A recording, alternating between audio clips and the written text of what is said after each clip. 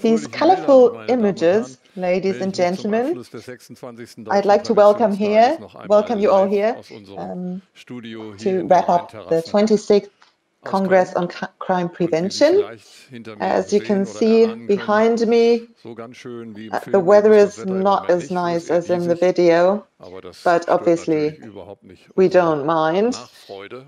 We're very happy to conclude a successful Congress. We have the Cologne Declaration coming up, some comments from my side to wrap it up, and obviously the prevention speech. Let's start with the Cologne Declaration. For the past 15 years, it's been our tradition to wrap up the Congress with a declaration. And we always name this after the city where the Congress took place that year. Obviously, this year it's the Cologne Declaration. You can find it on our website, in our foyer, or you can read it on screen and you can hear it right now. The Cologne Declaration of the 26th Congress on Crime Prevention. Prevention for orientation, planning, training, exchange. Through the COVID-19 pandemic, new dangers have appeared in 2020 that affect almost all areas of our lives and cause a great sense of insecurity. Existing social inequalities have been growing starker. New conflicts are bubbling up. Democratic processes are being questioned. Orientation, a basic human need, is difficult to achieve during such times. Not knowing what authorities to place our trust in, the new and complex developments are difficult to understand and overcome. Lack of orientation exists not only on an individual and social level, but also on a meta level in societal analysis, evaluation, and crisis management.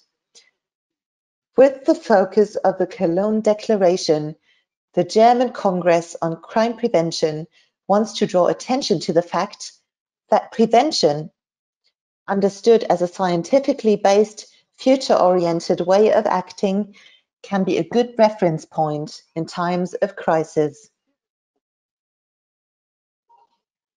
Every crisis is also an opportunity, especially since it brings our existing problems, shortcomings, and inequalities out more clearly.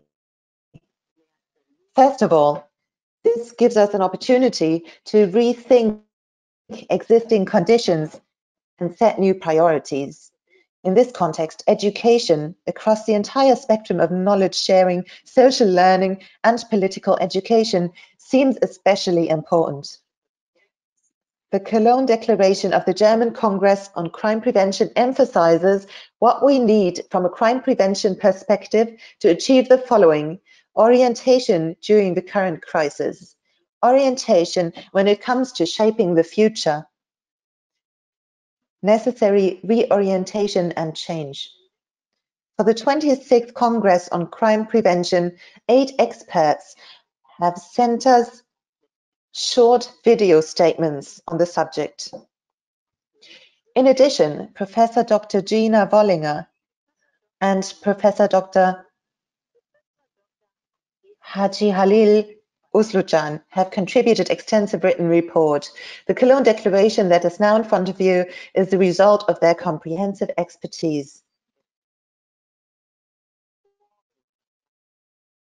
Skepticism towards science, prejudice, fake news, conspiracy narratives, hate speech, people supporting authoritative structures and taking up arms are some of the current issues we are facing in violence and crime prevention.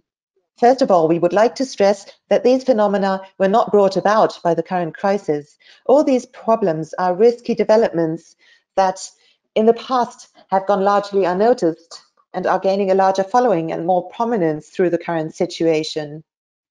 Orientation is the result of negotiating based on shared convictions. This requires the ability to engage in discourse, which in turn requires the ability to see and accept different perspectives and listen to the opinions of others.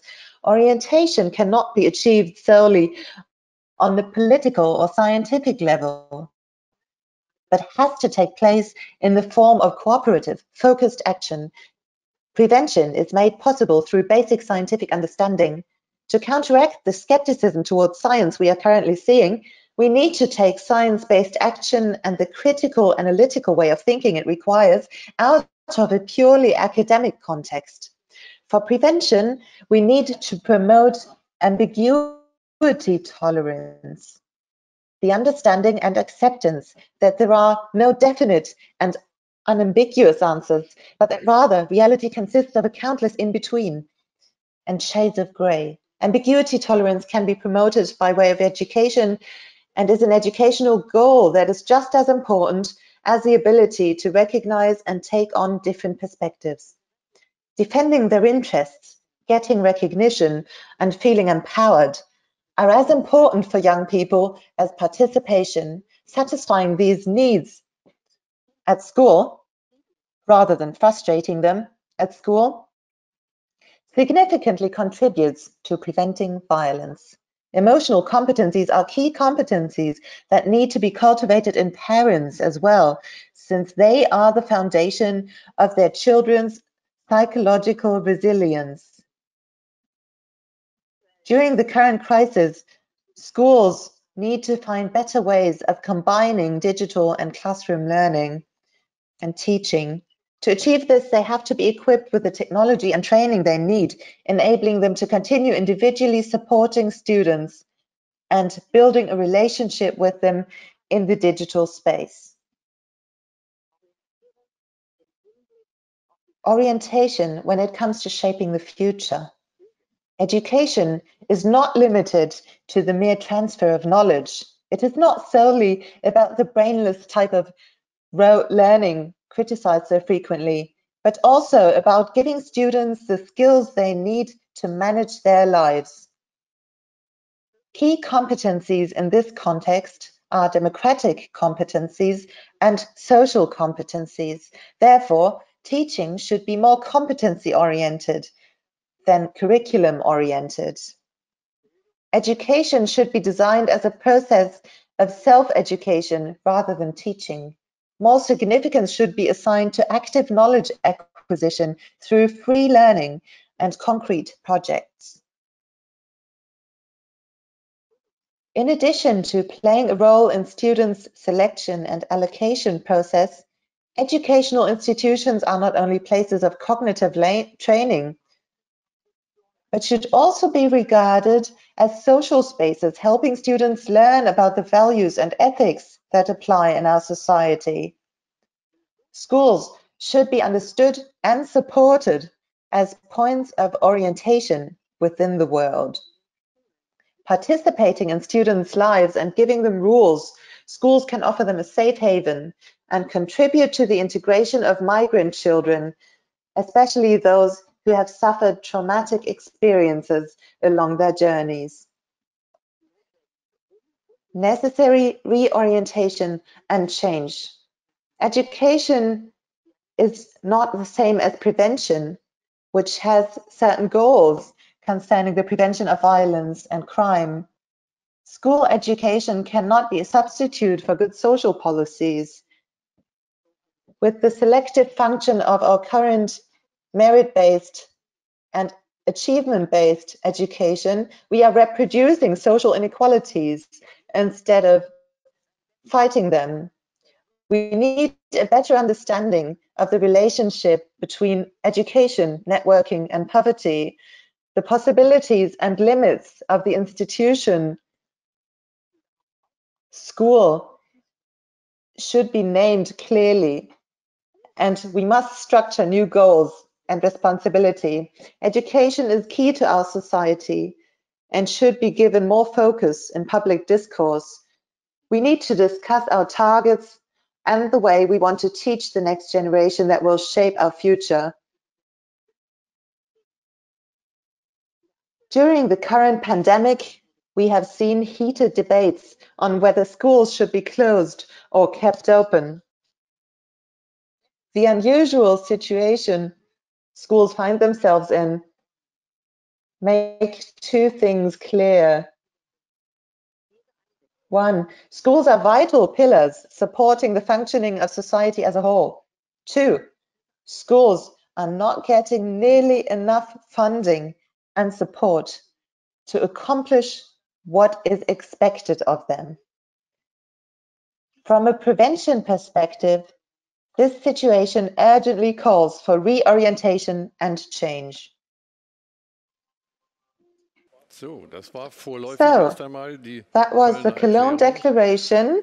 Ladies and gentlemen, to wrap up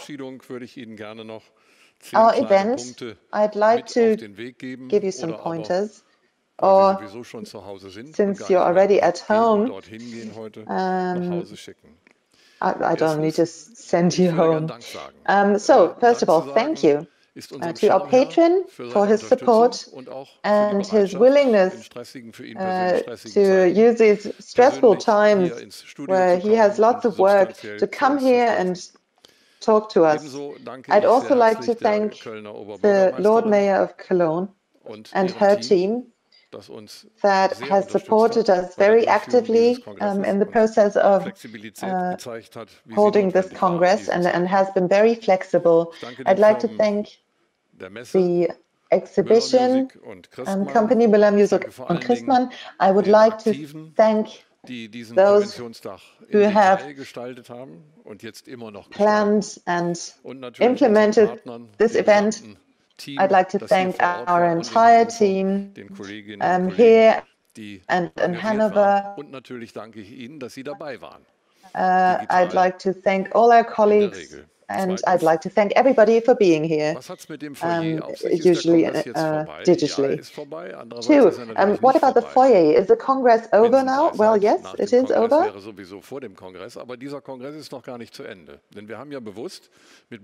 But it's not really over, because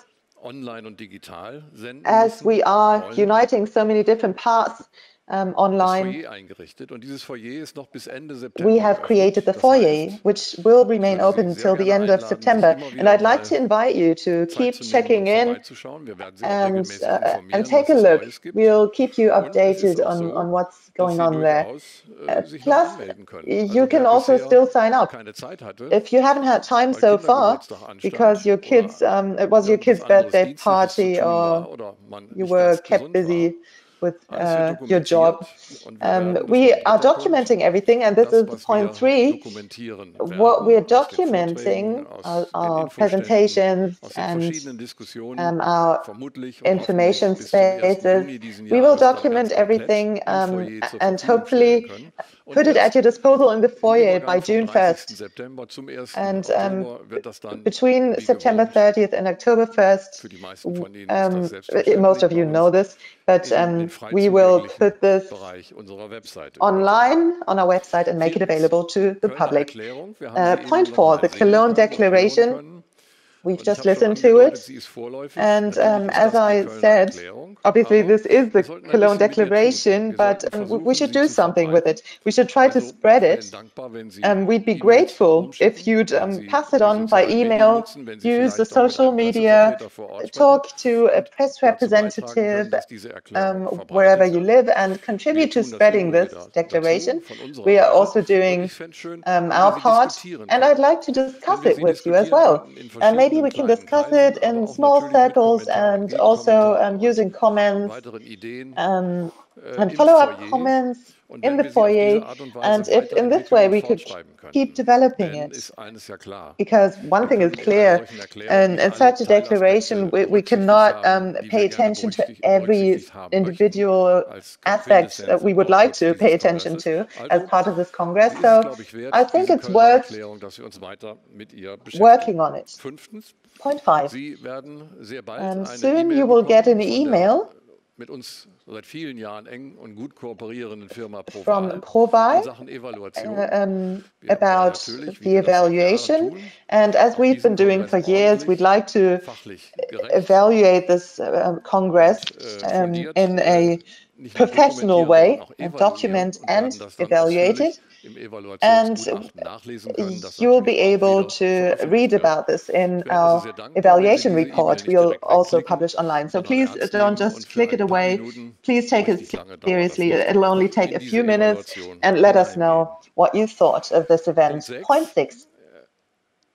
I'd be grateful if you could think about how we can represent prevention more in the media. Obviously, we're trying to use the regular social media to spread our news and increase our following, but we're also giving out information to the press, but I think there's room for improvement. It's not so easy for the traditional media to talk about prevention work or report about it, and I'd be grateful if we could take an initiative together, be a bit more proactive, and try to pass on our experience we have in prevention work, crime prevention work, and make sure to get it across to the media. And that's true for all areas, crime prevention politics and reality and science and academia as well. So I think there's room for improvement there. Point 7. In the opening speech, I talked about election criteria. On September 26th, we will have elections here in Germany for the new parliament, and we've decided to publish election criteria, and we don't just want to do this based on a few people's opinion. We'd like to get everybody involved. We are also going to email this to you, but please list up all points you would like to see taken into consideration for these election criteria. It's obviously a very broad spectrum, and if we want to issue such criteria out of everybody participating in this Congress, we have to agree on what focus to use. And point 8, the next Congress, 2022, will probably be in Essen. And in 2023, we'll definitely be in Mannheim with very interesting subjects. And the format will also be interesting and innovative. For example, will be a hybrid event. We've had so much positive feedback to do more online than we used to, that we don't just want to go back. That doesn't make sense anyway, to just long for how everything was before the pandemic. No, that's not possible. Same thing is true for prevention or for the Congress of Crime Prevention. So we'd like to do more online than we have been doing and have been able to do in the past over the next few years. And point 10 is your situation wherever you are located. Try not to feel lonely about your crime prevention work, whether it's in politics or in an academic way, or whether you're working in the practical field. Find partners, make sure you engage in exchange, you don't feel isolated. It's about communication, and the more we make sure that prevention can help people establish orientation or sense of orientation in general, the better. And the more we do this together, the better it will be. So now I would like to say thank you for participating and say goodbye to whoever is watching our YouTube channel. Once again, everything about our 26th Congress on Crime Prevention you can find in the foyer, and feel free to still sign up in the foyer. We're going to continue with our last part, which will be very informative, but also very entertaining. Manfred Lütz, with our prevention speech in 2021, Professor Manfred Lütz. Let me say goodbye, as we do in Cologne. Tschö.